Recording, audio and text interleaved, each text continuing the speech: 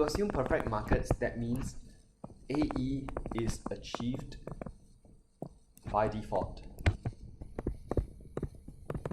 This tip might be useful. I'll share some details here. Is assumption. You assume it's perfectly, it's allocatively efficient. So when you're talking about demand and supply, you never talk about externalities. You never talk about public goods. You never talk about imperfect information, okay, or factor in mobility. Everything is perfect. But inequity can still exist. That's why we still have the government intervention section in DDSS. Okay. Now let me just extend this understanding a little bit. You learn from market failure when there's a loss of AE, there will be deadweight loss, correct? You remember your externality diagrams, huh? Like cigarettes always look like this, right? SMC, PMC. Then this is PMB equals SMB, right? In the case of cigarettes. And this is your Q, private equilibrium. This is S for socially efficient. This is your deadweight loss. If too fast, you'll let me know, okay? Did you learn that the deadweight loss triangle always points towards socially efficient? Did they tell you that? It's a tip. This triangle, you look at the tip of the triangle, the circled part, it's always reaching out for where it wants to go, which is socially efficient level. You try externalities, positive, negative, imperfect information, it's always like that. Okay? The tip of triangle is like a baby reaching out for the mother, right? Points towards socially efficient level. Socially efficient level. So this is a general tip. Okay? Why am I asking you to remember this tip? Because I want you to remember something very easily. Do you remember going through your notes under DDSS? Then they show you what happens when you have a tax. What happens when you have a subsidy? What happens when you have price floor, price ceiling? Then they show you deadweight loss there. Sounds familiar, right? Your demand and supply notes actually show you deadweight loss, you know? How do you understand this? Demand and supply assumes perfect markets. It assumes AE is achieved by default. Can you follow this argument? Any form of intervention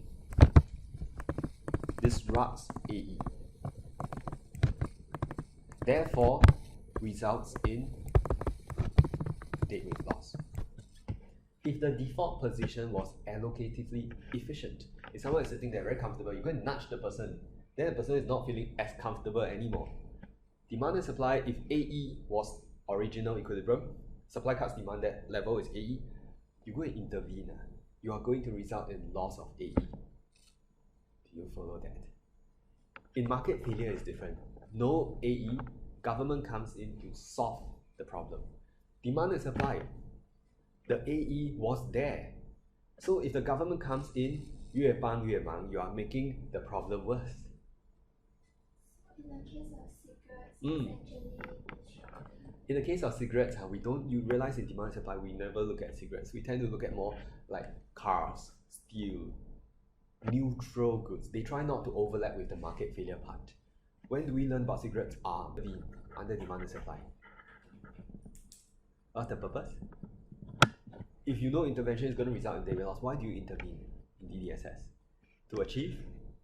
Also type E, equity. Remember? So the purpose is to achieve equity, right?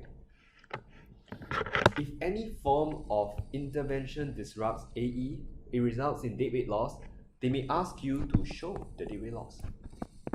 We just try some very simple one.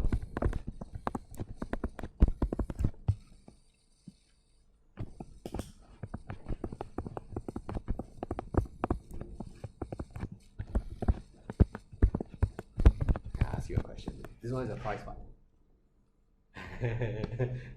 Take your time.